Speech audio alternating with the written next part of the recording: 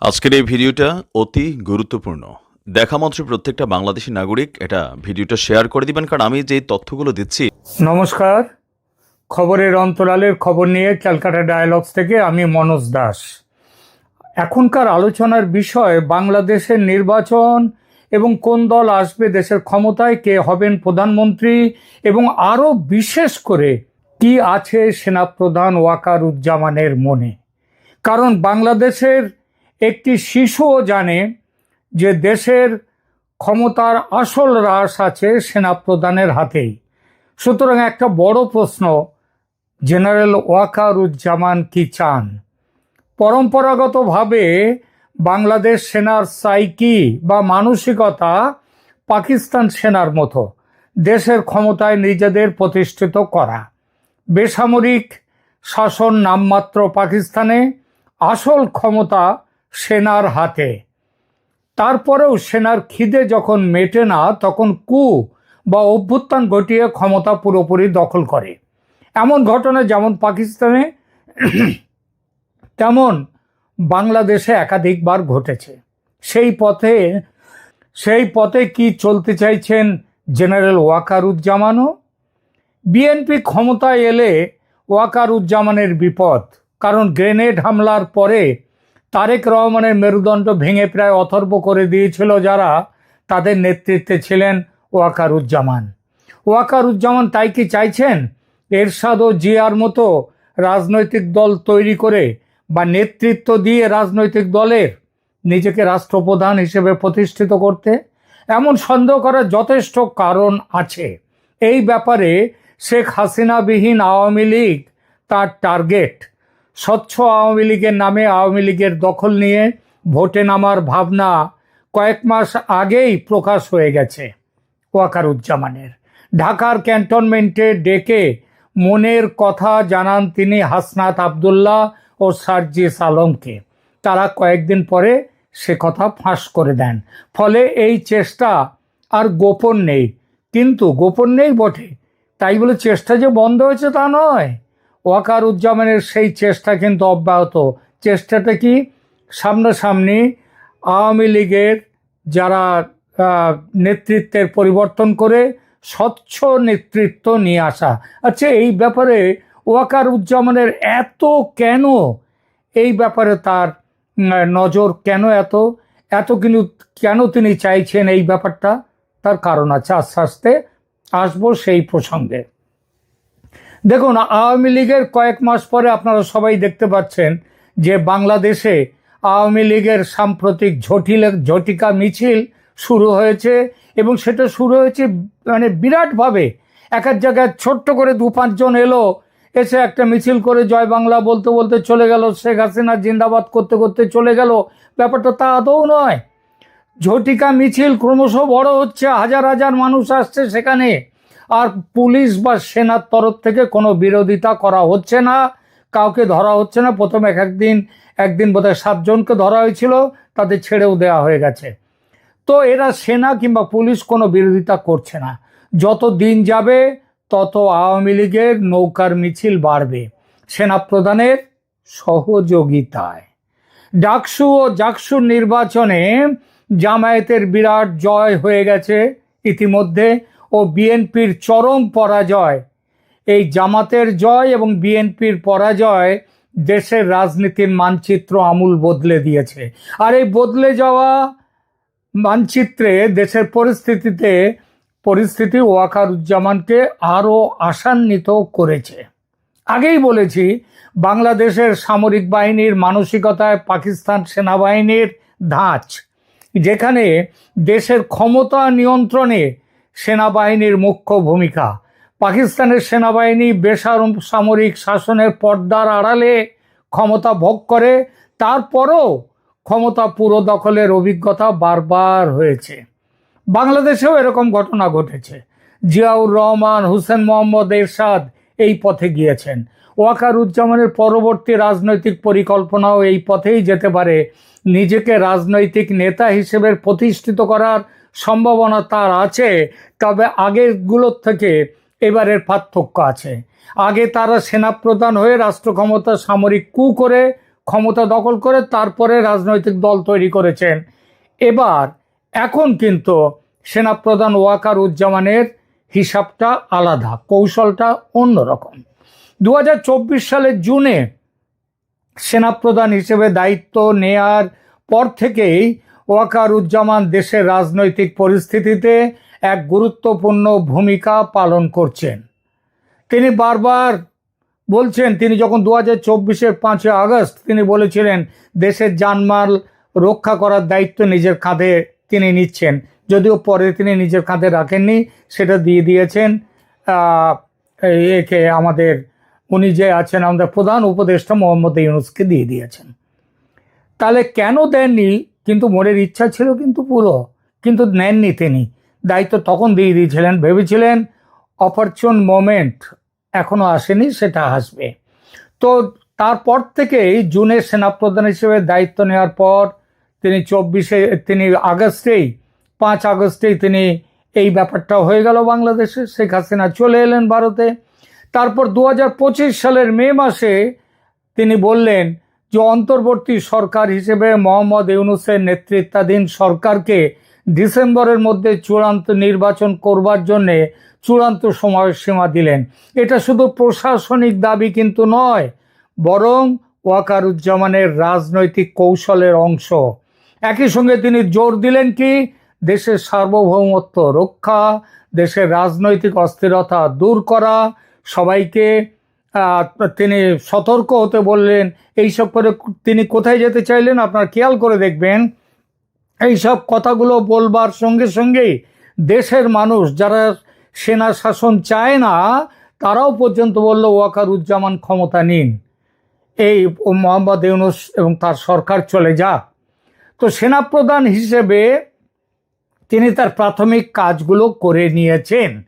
এখানে রাজনৈতিক নেতা হিসেবে কি করে নিজেকে প্রতিষ্ঠা করবেন, কিভাবে দেশের ক্ষমতায় তিনি বসবেন। সেনাপ্রধান হিসেবে তার এই যে কৌশল, তার সবচেয়ে বড় উদ্বেগ সেটা হলো বিএনপির রাজনৈতিক উত্থান নিয়ে। 2004 সালের কেন এই এত উদ্বেগ তার? তাহলে একটা পুরনো ঘটনার কথা একটু বলতে হয়। 2004 সালের গ্রেনেড হামলার সময় তারেক রহমানের বিরুদ্ধে পরিচালিত তদন্তে ওয়াকারুজ্জামানের সিদ্ধান্ত ও নেতৃত্ব বিএনপির জন্যে রকমারি বিপদ হয়ে দাঁড়িয়েছে। তারেক রহমান মামলার আপিলেও সুপ্রিম কোর্ট 2025 সালের সেপ্টেম্বর মাসে সাম্প্রতিক সিদ্ধান্তে তাকে খালাস দিয়েছে, যেটা আবার সেনাপ্রধানের জন্য উদ্বেগের কারণ। বিএনপি ক্ষমতায় যদি আসে তাহলে সেনাপ্রধান জানেন তার বিরুদ্ধে প্রতিশোধমূলক ব্যবস্থা নেবে। কেন নেবে? তার কারণ হচ্ছে ওই গ্রেনেড হামলার সময় যারা ওই তারেক রহমানের পিঠের মেরুদণ্ড ভেঙে দিয়েছিল, সেই ভেঙে দেওয়াটা জানা যায় এটা এই ওয়াকারুজ্জামান তখন সেনাপ্রধান অবশ্যই নন, কিন্তু তার নেতৃত্বেই এটা ঘটেছিল। সুতরাং এই হুমকির সম্মুখীন হয়ে ওয়াকারুজ্জামান রাজনৈতিক হাতিয়ার হিসেবে একটি স্বচ্ছ আওয়ামী লীগ গঠনের চিন্তা ভাবনা অনেকদিন আগের থেকেই করেছেন। এই যে চিন্তা স্বচ্ছ আওয়ামী লীগ, এটা মূল আওয়ামী লীগকে শেখ হাসিনা থেকে বিচ্ছিন্ন করে একটি নতুন রাজনৈতিক দল হিসেবে গণ্য করে ভোটের ময়দানে লড়াই করার কৌশল। নাম থাকবে আওয়ামী লীগ, প্রতীক থাকবে নৌকা, কারণ এটাই তো হচ্ছে আওয়ামী লীগ এত বছর ধরে এই দুটো জিনিসকে প্রতিষ্ঠিত করে গেছে বাংলাদেশের মানুষের মনে। সেই হিসেবে ওইভাবে নতুন রাজনৈতিক দল হিসেবে আওয়ামী লীগকে দখল করে নিয়ে ভোটের ময়দানে লড়াই করার কৌশল নিয়েছেন ওয়াকারুজ্জামান। হাসনাত আবদুল্লাহ সার্জিস আলমের সঙ্গে গোপন আলোচনার বিষয়টি ফাঁস হওয়ার পর একথা সামনে এসেছে। আওয়ামী লীগের সাম্প্রতিক মিছিল আপনারা দেখছেন কিভাবে মিছিল হচ্ছে, কিন্তু কেউ কোনো জায়গায় বাধা দিচ্ছে না। এই আওয়ামী লীগের সাম্প্রতিক মিছিল যাতে কোনো রকম পুলিশি বা সেনা বাধার মুখে না পড়ে সে ব্যবস্থা করে দিয়েছেন কিন্তু ওয়াকারুজ্জামান, এবং সেটাও এই কৌশলের সঙ্গে সম্পর্কিত। ছাত্র রাজনীতিতেও জামাতের হাত আটকে যাচ্ছে না। 2025 সালের ডাকসু ও জাকসু নির্বাচনে জামাতের ছাত্র সংগঠন ইসলামী ছাত্র শিবির ঐতিহাসিকভাবে বিজয়ী হয়েছে, যেখানে বিএনপির যে ছাত্রদল বড় পরাজয়ের সম্মুখীন হয়েছে। এই ফলাফল ওয়াকারুজ্জামানের রাজনৈতিক সম্ভাবনাকে আরো শক্তিশালী করেছে, কারণ বিএনপি পিছিয়ে গেছে। যাদেরকে এতদিন বলা হচ্ছিল যে ক্ষমতার সবচেয়ে বড় দাবিদার, তারা পিছিয়ে গেছে। এতদূর এসে দেখা যাচ্ছে ওয়াকারুজ্জামান ইতিহাসের গোপন পথ অনুসরণ করছেন, যেমন করেছিলেন কিন্তু জিয়াউর রহমান ও হোসেন মোহাম্মদ এরশাদ। তারা তাদের নিজস্ব রাজনৈতিক দল প্রতিষ্ঠার মাধ্যমে সামরিক ক্ষমতা থেকে রাজনৈতিক ক্ষমতা দখল করেছিলেন। আজকের দিনে সেনাপ্রধানও সেই পথ অনুসরণ করতে চলেছেন। তবে একটি পার্থক্য, ওই যে বললাম যে তারা ক্ষমতায় বসে রাজনৈতিক দল করেছিলেন, আর ওয়াকারুজ্জামান তিনি রাজনৈতিক দল তার আগের থেকে গোপনে তিনি করছেন, আড়ালে তিনি করছেন, কিন্তু তার আগে তিনি সেনাপ্রধান হিসেবেই তিনি কিন্তু ক্ষমতার দখল নিতে চাইছেন সেনাপ্রধান হিসেবেই। আমরা জানতে পারি যে ওয়াকারুজ্জামান দেশের রাজনৈতিক অস্থিতিশীলতাকে সমাধান করার উদ্দেশ্যে অন্তর্বর্তী সরকারের সমর্থন করেছেন এবং গণতন্ত্রের পথে দ্রুত এগোনোর কথাও তিনি বলেছেন। কিন্তু তার রাজনৈতিক উচ্চাভিলাষ ভবিষ্যতে দেশের গণতন্ত্রকে প্রভাবিত করার এক অনিবার্য সম্ভাবনার মুখে এনে দাঁড় করিয়ে দিয়েছে, এবং এই সম্ভাবনা অত্যন্ত ব্যাপকভাবে এই মুহূর্তে ওয়াকারুজ্জামানের কৌশল, যেটা সেই কৌশলের অনুকূলে। কিভাবে ওয়াকারুজ্জামান তার স্বপ্ন সফল করবেন, কৌশলকে সফল করবেন? আওয়ামী লীগ দলকে কার্যত নিষিদ্ধ করা এবং দলের সমস্ত উচ্চ নেতৃত্ব নির্বাসনে থাকার ফলে ওয়াকারুজ্জামান এক অভূতপূর্ব সুযোগ পেয়েছেন, যা এর আগে হোসেন মোহাম্মদ এরশাদ কিংবা জিয়াউর রহমান কেউ পাননি। সেই সুযোগ হলো দেশের ভেতর আওয়ামী লীগকে নিজের সুবিধা মতো ব্যবহার করার পরিস্থিতি, যেটা করতে চলেছেন এবং করা শুরু করে দিয়েছেন ওয়াকারুজ্জামান। আওয়ামী লীগের নেতৃত্ব আড়াল থেকে হাতে নেবার প্রস্তুতি কয়েক মাস আগেই শুরু করে দিয়েছেন ওয়াকারুজ্জামান। নির্বাচন যত এগিয়ে আসবে এই ব্যাপারটা তত খোলসা হবে। স্বচ্ছ আওয়ামী লীগ গঠনের করে তার নামে হাসিনাবিহীন এই আওয়ামী লীগ নির্বাচনে অংশ নেবে ও জিতবে, এটাও মনে রাখুন। আওয়ামী লীগের ব্যাপক জনসমর্থনের সঙ্গে সেনাবাহিনীর সাপোর্ট পেলে কে হারাতে পারবে আওয়ামী লীগের প্রার্থীদের? নৌকার প্রার্থীরা নৌকা তরতর করে এগিয়ে চলবে। নির্বাচন জেতা পর্যন্ত ওয়াকারুজ্জামানের কৌশল হলো নির্বাচনে জেতা পর্যন্ত তিনি সেনাপ্রধান থাকবেন, যাতে সেনাপ্রধান হিসেবে থেকে এবং সামরিক অভ্যুত্থান ঘটাবেন না। তিনি সেনাপ্রধান হিসেবে থেকে তার যে দল হবে তখন আওয়ামী লীগ, স্বচ্ছ আওয়ামী লীগ, তাদেরকে তিনি সব রকমের সাহায্য করবেন। তারপর দল জিতলে, এবং জিতবে সেটা বলে দিচ্ছি স্পষ্টভাবে, বিজয়ী সাংসদদের সিদ্ধান্তে তিনি দেশের প্রধানমন্ত্রী হবেন। শেখ হাসিনাকে দেশে ফিরিয়ে এনে যদি রাষ্ট্রপতি করেন তাহলেও অবাক হব না। এই পদ্ধতিতে বিএনপি, জামাত, মৌলবাদীরা হারলো, জিতলো আওয়ামী লীগ। যদিও তার নেতৃত্বে শেখ হাসিনা নন, থাকবেন ওয়াকারুজ্জামান এবং তার নেতৃত্বে নতুন নেতৃত্ব যারা আসবেন তারা। প্রশ্ন হলো, এই ব্যবস্থা কি শেখ হাসিনা মানবেন? মানতে চাইবেন না অবশ্যই, কিন্তু না মেনে করবেন কি? সারা জীবন দেশের বাইরে থাকবেন যেমন এখন আছেন? শেখ হাসিনা প্রাজ্ঞ রাজনীতিবিদ, এ কথাটা কিন্তু মনে রাখবেন। তিনি অন্ধের মতো বিরোধিতা করবেন না, বরং আপাতত ওয়াকারুজ্জামানের সঙ্গে সমঝোতায় আসবেন তিনি, এবং সুযোগ খুঁজবেন ভবিষ্যতে কিভাবে আওয়ামী লীগকে স্বমহিমায় তার নেতৃত্বে ফিরিয়ে আনা যায়।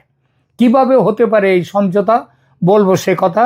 তবে তার আগে বলি কিভাবে জেনারেল ওয়াকার ক্ষমতা দখল করবেন, কিভাবে নব কলেবরের আওয়ামী লীগকে ক্ষমতায় আনবেন এবং নিজেকে প্রধানমন্ত্রীর আসনের কাছে পৌঁছে দেবেন।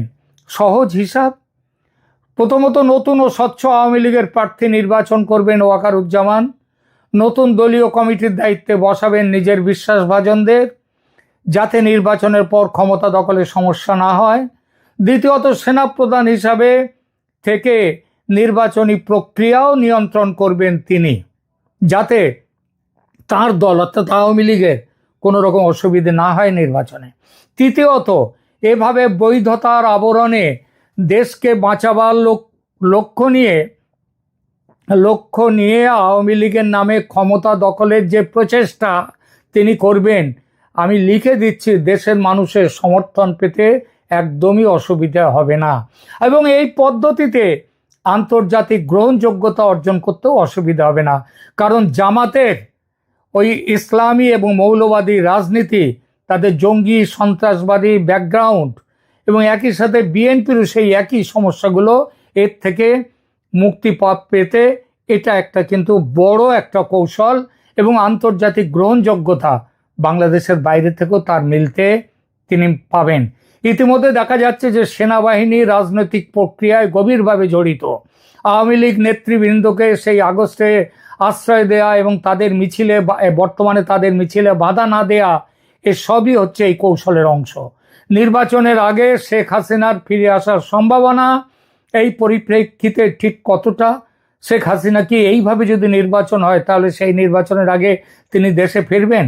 আমার ধারণা সে সম্ভাবনা কম। দেখতে হবে দেশে ফিরলে তার উপস্থিতি ওয়াকারুজ্জামানের পরিকল্পনার সহায়ক হবে কিনা। যদি বোঝেন ওয়াকারুজ্জামান যে তার শেখ হাসিনা দেশে এলে তার সুবিধা হবে, তিনি তাকে নিয়েও আসতে পারেন। তবে দৃশ্যত মনে হচ্ছে শেখ হাসিনা ফিরে এলে সুবিধা যেমন হবে, অসুবিধাও তার হবে, মানে ওয়াকারুজ্জামানের। কারণ তার দল হাইজ্যাক করবে ওয়াকারুজ্জামান, এটা শেখ হাসিনা সহজে মানবেন না। কিন্তু ওই যে বলেছি, না মেনে কি করবেন তিনি? একটা সমঝোতায় তাকেও আসতেই হবে। সেই সমঝোতা হলো ক্ষমতার ভাগাভাগি। শাসনতান্ত্রিক প্রধান বা প্রধানমন্ত্রীর পদে ওয়াকারুজ্জামান থাকলে নিয়মতান্ত্রিক প্রধান বা প্রেসিডেন্ট হিসেবে শেখ হাসিনার নাম প্রস্তাব করতেই পারেন ওয়াকারুজ্জামান। শেখ হাসিনাকে রাষ্ট্রপতি করার এই কৌশল, এই পরিকল্পনা কিন্তু অসাধারণ রাজনৈতিক বুদ্ধিমত্তার পরিচায়ক। শেখ হাসিনাকে রাষ্ট্রপতি করে ওয়াকারুজ্জামান মুজিববাদী ধারার ধারাবাহিকতার দাবি করতে পারবেন। মুক্তিযুদ্ধের পক্ষে দেশের যে বিরাট সংখ্যক মানুষ আছে, তাদের কাছে জামাত বা বিএনপির চেয়ে ওয়াকারুজ্জামান অনেক অনেক ভালো অপশান তাদের কাছে। ওয়াকারুজ্জামান এই পরিস্থিতিতে বাংলাদেশের বেস্ট অপশান। রাষ্ট্রপতি হিসেবে হাসিনা প্রতীকী ক্ষমতায় থাকবেন, আর প্রধানমন্ত্রী হিসেবে জেনারেল ওয়াকারুজ্জামান প্রকৃত নির্বাহী ক্ষমতার অধিকারী হবেন। আন্তর্জাতিক গ্রহণযোগ্যতা, আগেই বলেছি, ভারত সহ আন্তর্জাতিক সম্প্রদায়ের কাছেও এটি একটি সমঝোতামূলক সমাধান হিসেবে উপস্থাপন করা যাবে। কিছু চ্যালেঞ্জ অবশ্য আছে। বিএনপি জামায়াতের একটা প্রতিরোধের সামনে পড়তে হতে পারে, কিন্তু সেনাপ্রধান ওয়াকারুজ্জামান সেনা তার ক্ষমতায় থাকাকালীন তাতে বিরাট কিছু অসুবিধে তার কেউ করতে পারবে না। জাকসুতে জামায়াত যতই জিতুক এবং বিএনপি দুর্বল তা সত্ত্বেও তারা মিলেমিশে ওয়াকারুজ্জামানের কৌশলের বিরুদ্ধে রাস্তায় নামতে পারে। হাসনাত আবদুল্লাহ, সার্জি সালামের মতো নেতারাও এই পরিকল্পনা জেনে তো গেছেন তারা অনেক দিনে, কিন্তু তাদের অবস্থা এখন খারাপ। তারা এই পরিস্থিতিতে বরং ওয়াকারুজ্জামান ক্ষমতায় থাকলে তাদের একটা সেফ এক্সিট না হোক, ভবিষ্যতে তাদের যে বড় কোনো দুর্ভোগের মধ্যে পড়তে হবে না, সেটাও কিন্তু তারা ভাবছে। আমার মূল্যায়ন যেটা হচ্ছে, এই যে কথাগুলো বললাম, ওয়াকারুজ্জামানের প্ল্যান ইত্যাদি, এগুলো 90% সম্ভাব্য বলে আমি ব্যক্তিগতভাবে মনে করি। কারণ ঐতিহাসিক নজির আছে। এরশাদ ও জিয়ার মতো সাময়িক নেতারাও এই একই পথ ধরেছিলেন। আর তাছাড়া বর্তমান রাজনৈতিক শূন্যতায় এই কৌশলের জন্য আদর্শ পরিবেশ তৈরি করেছে, এবং সেই পরিবেশে ওয়াকার ইজ দ্য ফিটেস্ট। এই পরিকল্পনার সফলতা নির্ভর করবে নির্বাচনী ব্যবস্থাপনায় সেনাবাহিনীর দক্ষতার উপর, আওয়ামী লীগের সাংগঠনিক পুনর্গঠনের গতির উপর। সেটা হবেই, কারণ ওয়াকারুজ্জামান নিজেই সেটা পেছন থেকে দেখবেন। আর বিরোধী দলগুলোর প্রতিরোধের মাত্রার উপর আমার মনে হয় না খুব বেশি প্রতিরোধ তারা গড়তে পারবে, কারণ গত বছরের প্রতিরোধের পর মানুষ দেখেছে যে এদের আসল চেহারাগুলো কি। সুতরাং ওয়াকারুজ্জামান মনে হয় নির্বাচন উত্তর বাংলাদেশের ক্ষমতা ওয়াকারুজ্জামানের হাতে থাকবে, কিন্তু সামরিক ও অভ্যুত্থান ঘটিয়ে নয়, নির্বাচনের মাধ্যমে। এখানেই রাখছি এখনকার মতো। ভালো থাকবেন, ধন্যবাদ।